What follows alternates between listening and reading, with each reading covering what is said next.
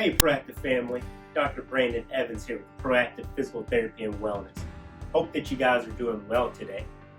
So as many of you know, this month what we're doing is focusing on how we can help you start 2021 off on the right foot.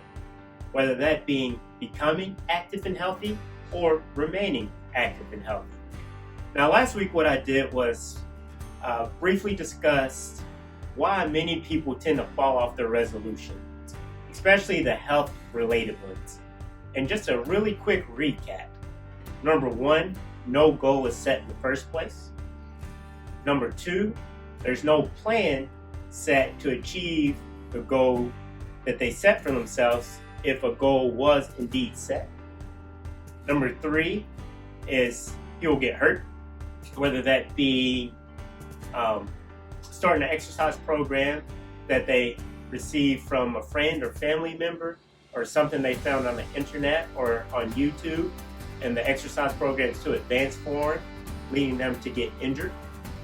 And number four being not having anyone hold them accountable, meaning that once you set your plan, you need to have someone holding you accountable to ensure that you indeed hit the or execute on the plan that you set for yourselves to ultimately achieve the overarching goal, whether that's health related, work related, or what have you. Now, this video, what I'm going to discuss are the 4 facets of the body that what I believe are very important to achieve optimal health. So let's dive in.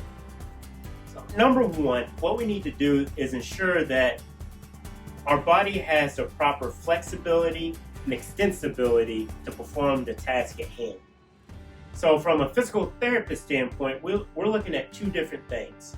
One, we need to ensure that your joint has the proper range of motion to perform the task that you're asking it to do. And number 2, we need to ensure that the muscle has the proper extensibility to perform the task that you're asking it to do. Number 2, what we need to do is ensure that we have proper strength and stability. So muscles, in essence, have 2 main functions. One, muscles are pulley system for bones. So let's take my bicep for example. When my bicep contracts, it pulls my forearm up. That's one of the functions of muscles. The second function of muscles are that they help to stabilize a joint. So what a joint is where 2 bones meet, and then you have ligaments that help to stabilize the joint. But you also have muscles and tendons that help to further stabilize the joint. So if we don't have the proper strength in our stabilization muscles, then we can lead to injury down the road. Now I want to dive a little bit more into to strengthening of the muscles. So a lot of times when I tell people we need to squat to promote overall health and longevity, the first thing that comes to their mind is putting heavy weight on your back and doing a squat. But that's not, if that's your thing, that's okay. But when a lot of times when I'm training individuals on these functional movement patterns, that's not necessarily the goal that we're trying to hit unless that's something that they want to do. What we need to do is ensure that when I talk about squat, we need to ensure that the body can at least perform a mini squat, if not a full squat, or a deadlift. Now this becomes applicable because when you sit down in a chair and you stand up, or you sit down in your car and you get out of it, that's a squat. When you bend down to pick a box off the ground, or you bend down to pick your grandchild or your child up off the floor, that's a deadlift. When you go to take a box and put it up in the cabinet, that's an overhead press. So what we need to do is ensure that we're strengthening the body in these functional movement patterns that we do day in and day out. Now, number 3, what we need to do is focus on improving our endurance and our cardiovascular system. Meaning we need to ensure that our heart and lungs can indeed perform the tasks that we're asking it to do with the activities that we're doing day in and day out. Now, when I talk about cardiovascular, Many people think about going to a treadmill or riding a stationary bike, which to most isn't fun at all, myself included. And I'm sure that you guys can relate to this. Getting on a treadmill and start running, and you feel like you've been running for 30 minutes only to look down to see that you've only been on the treadmill for 2 minutes and 35 seconds. I don't know about you all, but to me that's discouraging.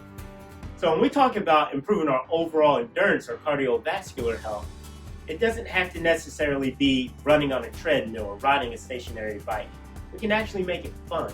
So find an activity that you enjoy doing: pickleball, tennis, basketball, running or in the woods or walking through the woods, hiking. All these activities will help to improve our overall endurance and our cardiovascular health. Now, lastly, I feel like this is a point that really gets missed in the medical field. That being, we need to ensure that we have mental clarity, or we are functioning at our optimal level with our psychosocial part, well-being. Now, day in and day out, our bodies are getting stressors introduced to it. This can't be more true considering everything people are going through with COVID, whether it's losing jobs, getting ill, a death of a family member or a friend. And all this stuff compounds on us, and in return, our body starts to raise our level of cortisol. Now, cortisol is a hormone that research has shown that goes and it wreaks havoc on our body. So what we want to do is try to mitigate the elevated levels of cortisol. A couple ways that we can do this is by meditating, performing yoga. And if those two aren't your thing, I understand. I would highly recommend taking 5 to 10 minutes of your day and just trying to de-stress. Shut your computers, turn off your phones, and just sit back and take a little time for yourself to try to de-stress and recenter yourself so that you can be at your optimal level, performing the rest of the tasks that you have throughout the day. So once again, these are 4 points that I believe we all need to ensure that we have optimal health. Now in the coming weeks, I'll plan to do additional videos on how we can continue to be the best versions of ourselves in 2021. So I hope you guys find this video very helpful, and I look forward to talking with you again very soon. Have a great day. Thank you.